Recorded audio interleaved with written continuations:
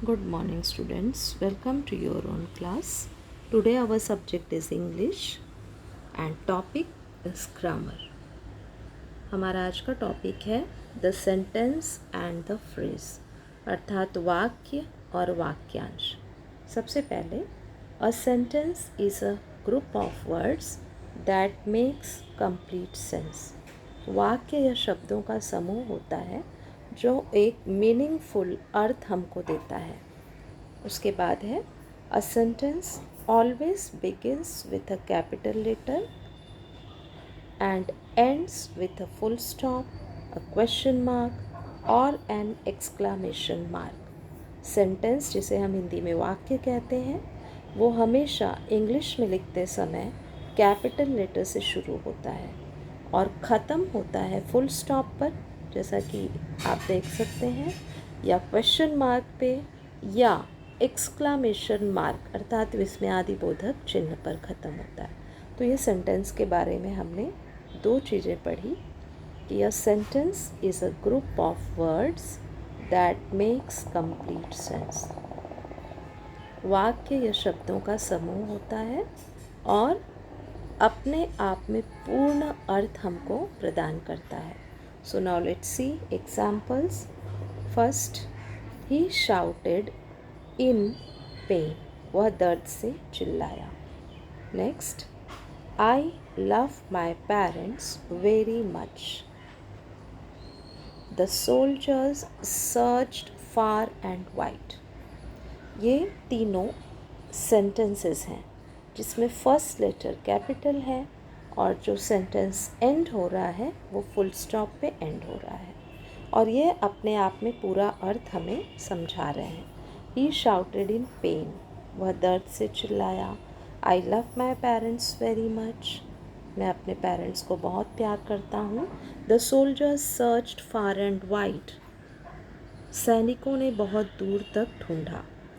सिर्फ इसकी बजाय अगर हम केवल कहें इन pen, very much, far and wide, तो ये अगर हम सिर्फ इन पेन कहते हैं दर्द में, तो हमें पूरा अर्थ पता नहीं चलता कि किसको दर्द है.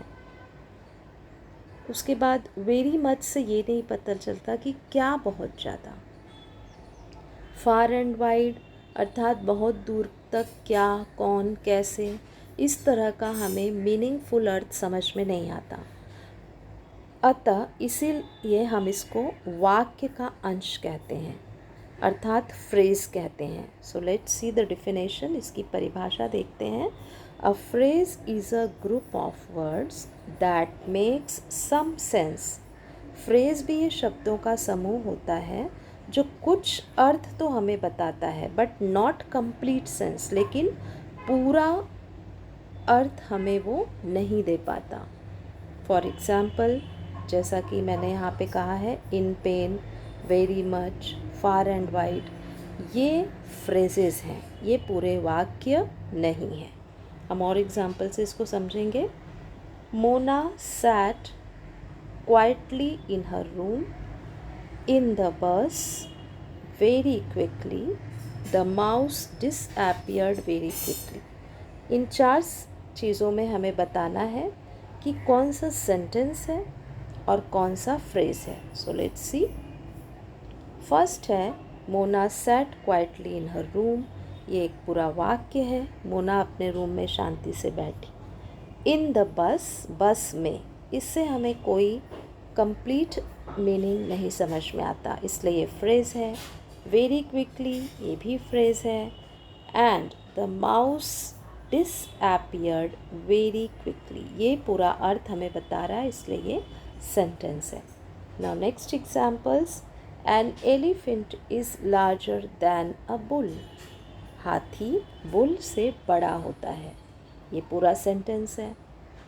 अगर हम सिर्फ लार्जर दैन अ बुल कहें तो कौन बड़ा है बुल से, ये हमें नहीं पता चलता, इसलिए ये फ्रेज है.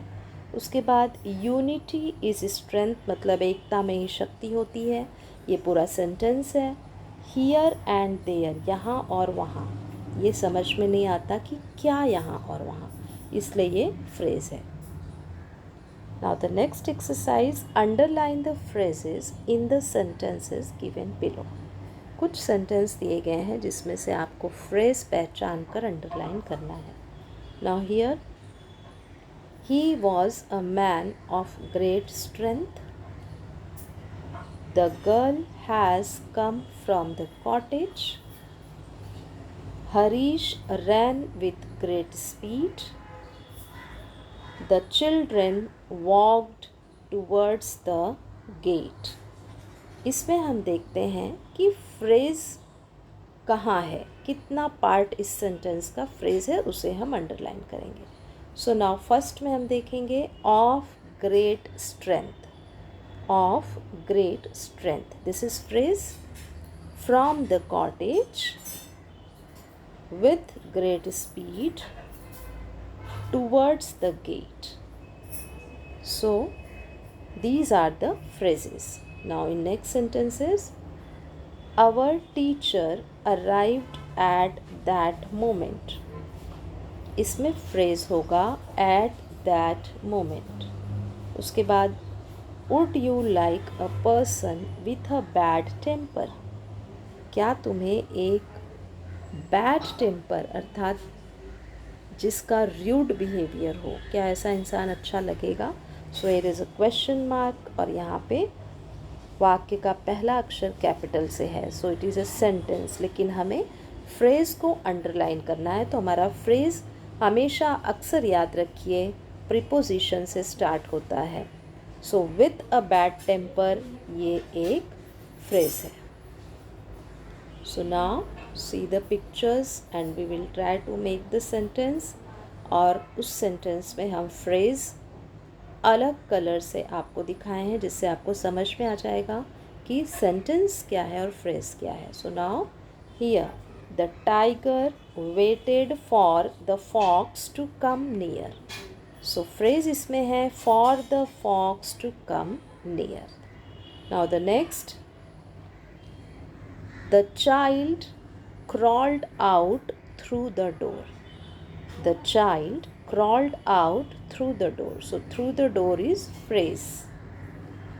Now the third is, the poor man ate the food very quickly.